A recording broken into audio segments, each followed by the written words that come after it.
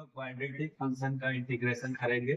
इसका limit I equal to beta to alpha है X minus alpha और beta minus X D x.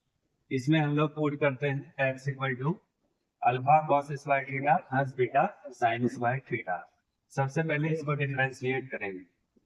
D X equal to alpha cos square theta को differentiate करते हैं तो two cos theta into sine theta, लेकिन cos sine differentiation minus sine इसलिए minus है, plus beta sine theta का हम लोग करेंगे तो two sine theta into cos theta.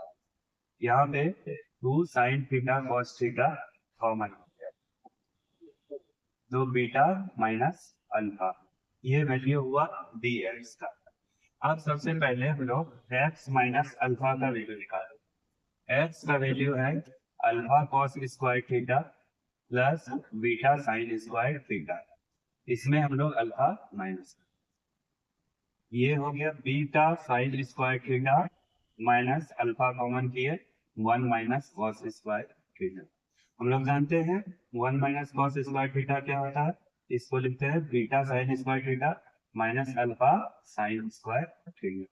Sine square theta common तो बीटा माइनस अल्फा को साथ में रखते हैं साइन स्क्वायर थीटा। ये वैल्यू हुआ एक्स माइनस अल्फा। सिमिलरली हम लोग बीटा माइनस एक्स का वैल्यू फाइंड करेंगे।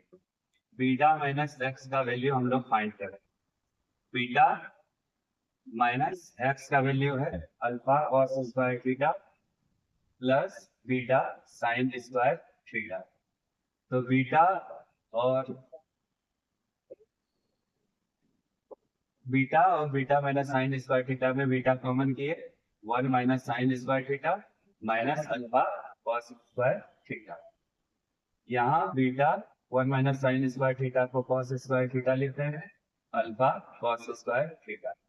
इसका वैल्यू हो गया beta minus alpha cos square theta.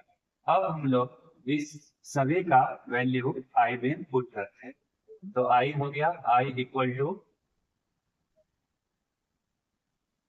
तो वैल्यू पुट कर ये इंटीग्रल लिख लिए under root X minus alpha का वैल्यू हो गया beta minus alpha sine square theta और बीटा माइनस एक्स का वैल्यू हो गया beta minus alpha cos square theta और डी एक्स का वैल्यू हो गया two sine theta into cos theta B minus.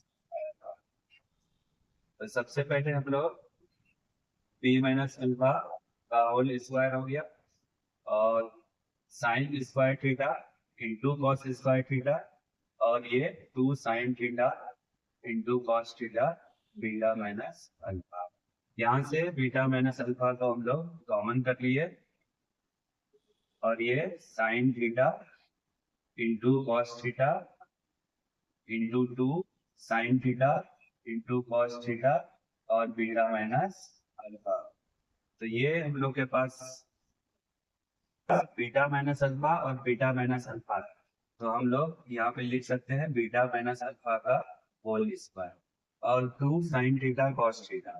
तो टू को भी हम लोग बाहर कर लिए इंटीग्रल, ये मेरे पास आ गया sign square theta into cos square theta D theta और लिमिट है 0 टू पाई बाय 2।